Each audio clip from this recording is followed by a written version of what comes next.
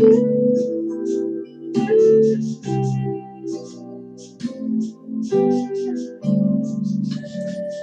buenos días, damas y caballeros. Muy buenos días, hermanos y hermanas en Cristo, amigos creyentes. Que la paz y el gozo de Dios esté en el corazón de cada uno de ustedes. Desde los estudios del ministerio del evangelista difundimos las buenas nuevas acerca de Jesús y su gracia salvadora. Nuestra misión es guiar a las personas a una relación más íntima, más intensa con nuestro Señor Jesús. Amados hermanos, audiencia en general, el tema de este día es Jesucristo, fuente de vida. Amados hermanos, en este día, cuando usted tenga la oportunidad, usted puede leer el libro de Juan, capítulo 6, versículo de 1 al 15. Y dice de esta manera: después de esto, Jesús fue al otro lado del mar de Galilea, el de Tiberias, y le seguía gran multitud, porque veía las señales que hacía en los enfermos. Entonces subió Jesús a un monte y se sentó allí con sus discípulos. Estaba cerca la Pascua, la fiesta de los judíos. Cuando alzó Jesús los ojos y vio que había venido a él gran multitud, dijo a Felipe: ¿de dónde compraremos pan para que coman todos estos? Pero esto decía para probarle, porque él sabía qué es lo que iba a hacer. Felipe respondió: 200 denarios de pan no bastaría para cada uno de ellos tomarse un poco. Uno de sus discípulos, Andrés, hermano de Simón Pedro, le dijo: aquí está un muchacho que tiene 5 panes de cebada y 2 pececillos. Mas, ¿qué es esto para tantos? Entonces Jesús dijo: hacer recostar la gente. Y había mucha hierba en aquel lugar, y se recostaron como un número de 5,000 varones. Y tomó Jesús aquellos panes, y habiendo dado gracias, los repartió entre los discípulos, y los discípulos entre los que estaban recostados, asimismo de los peces, cuanto querían. Cuando se hubieron saciado, dijo a sus discípulos: recoged los pedazos que sobraron, para que no se pierda nada. Recogieron pues, llenaron 12 cestas de pedazos que de los 5 panes de cebada sobraron a los que habían comido.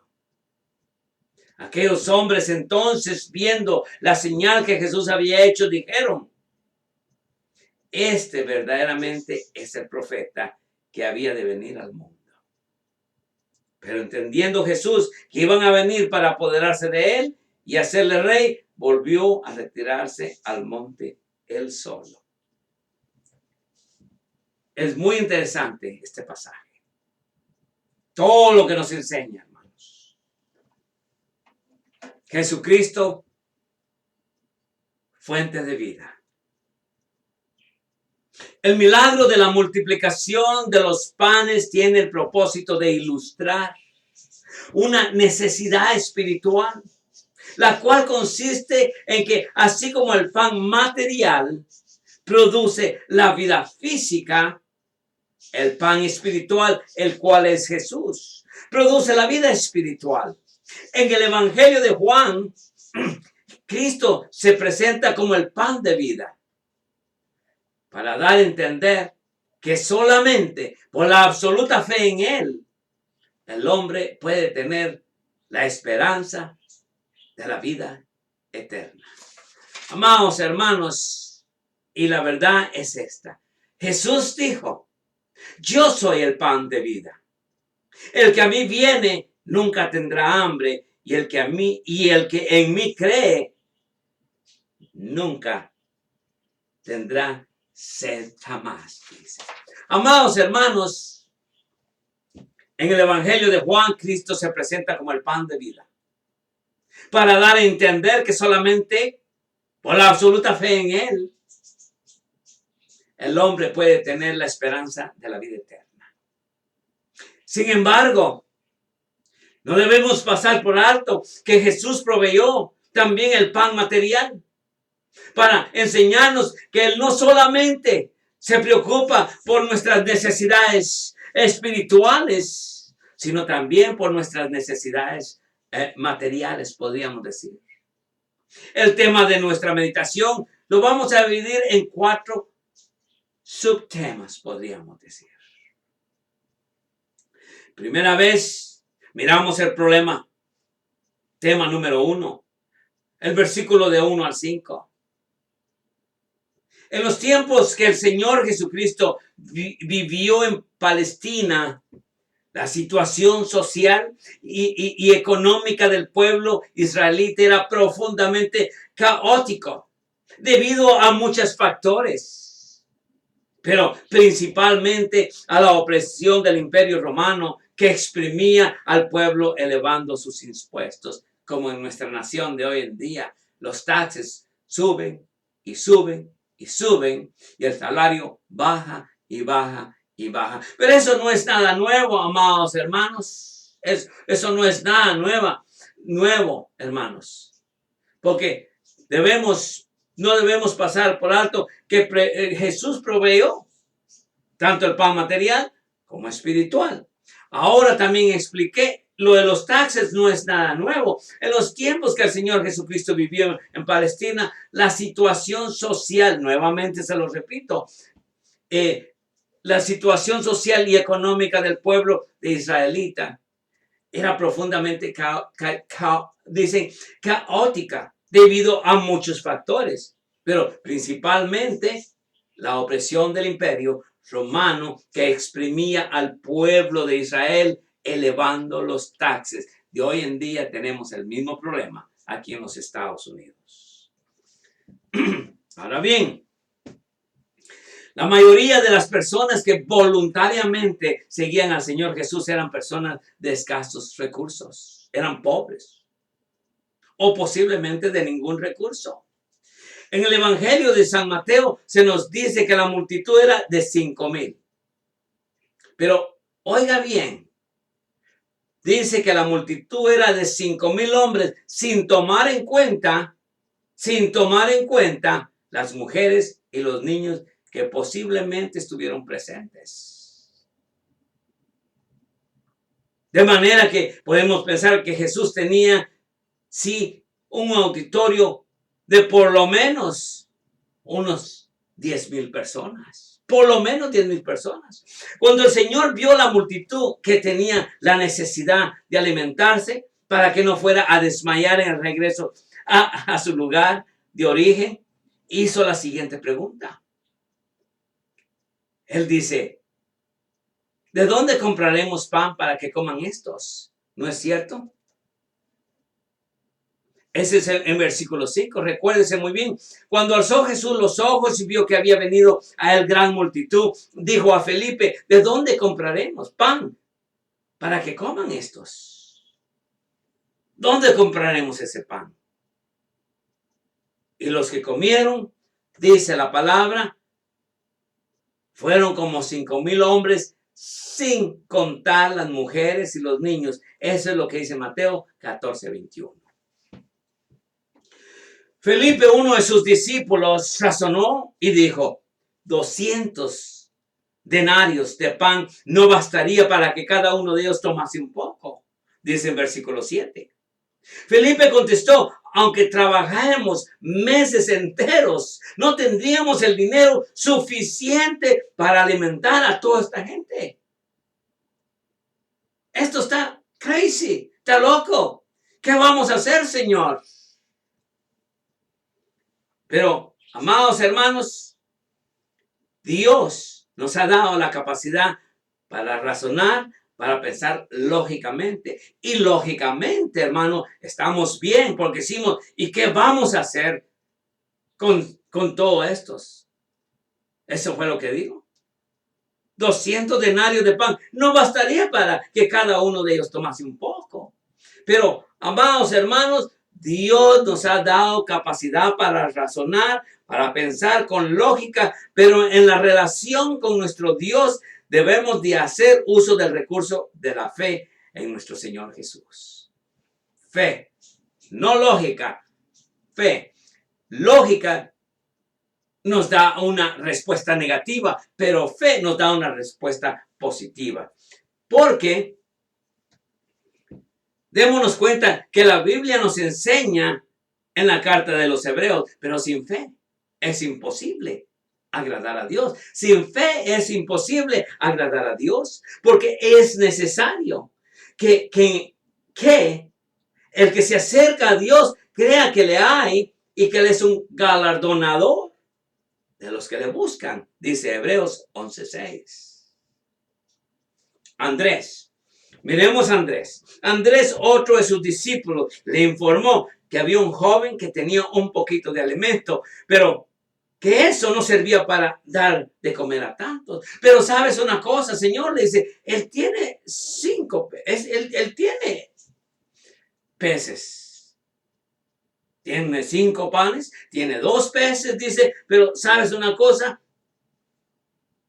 de inmediato le informó que había un joven que tenía un poquito de alimento, pero que eso no podía ser necesario de todas maneras. Dice el versículo 8. Amados hermanos, un joven estaba en la multitud, estuvo dispuesto a poner sus limitados recursos en las manos del Señor. Es una enseñanza buena ahí, hermanos.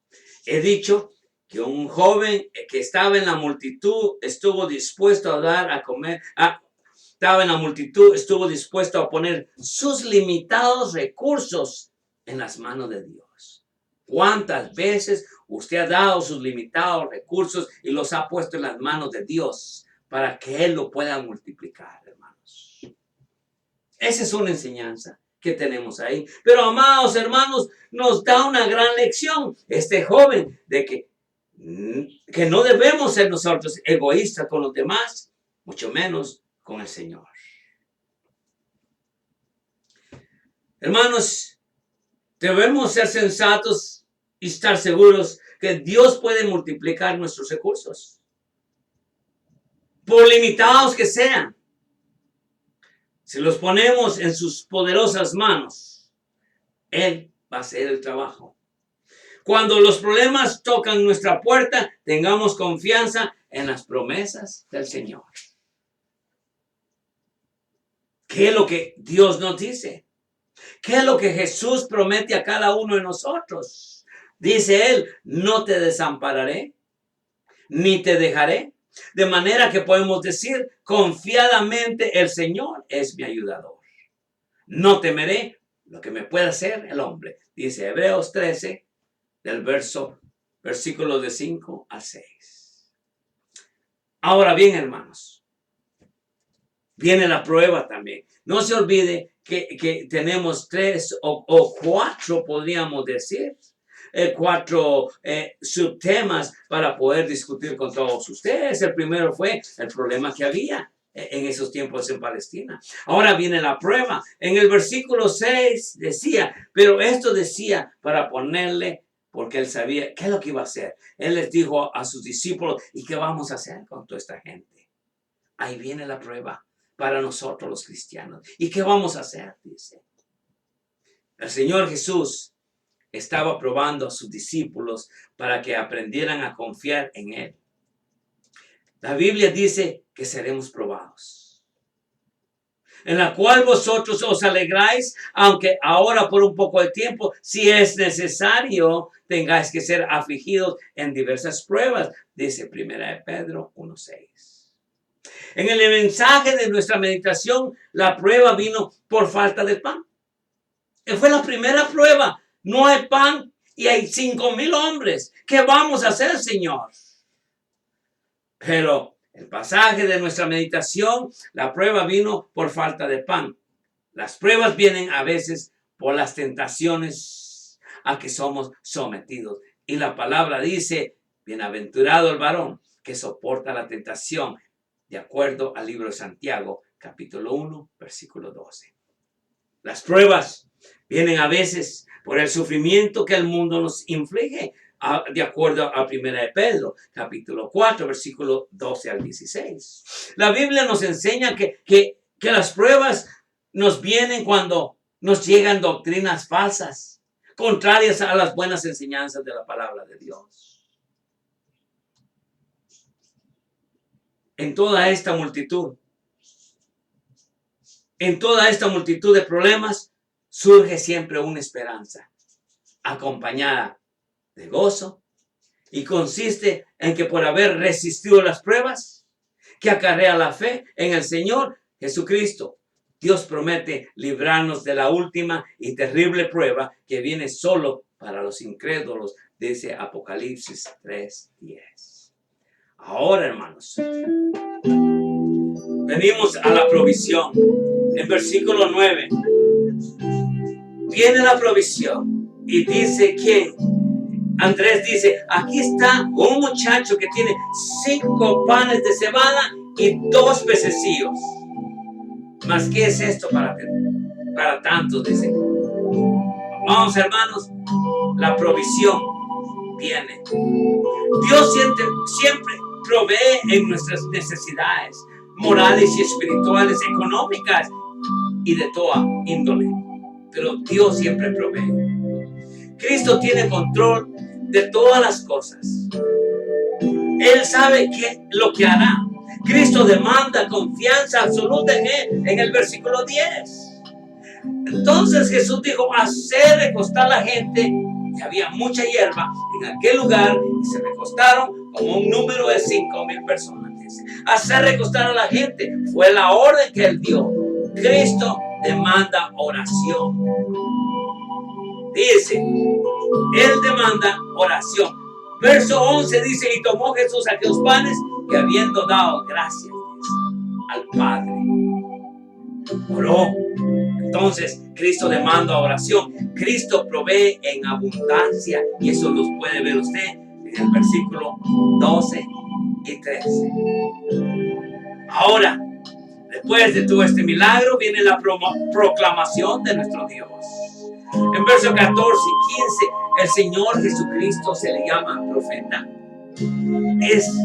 Él es la única persona en todo el universo que está facultado para hablarnos de la palabra de Dios, porque Él es el unigénito Hijo de Dios. El Señor Jesucristo es el Rey de Reyes y Señor de Señores. Y podemos llegar a conclusión en esta tarde. El Señor Jesucristo obró el milagro de la multiplicación de los peces para enseñarnos que la gloriosa verdad de que Él es el pan de vida. Jesús dijo, yo soy el pan de vida. El que a mí viene nunca tendrá hambre, y el que en mí cree no tendrá sed jamás, de acuerdo a Juan 6:35, que da la salvación eterna a todo ser humano que por la fe en Él se entrega de todo corazón. Que Dios me los bendiga. God bless you and God bless America. Los veré pronto.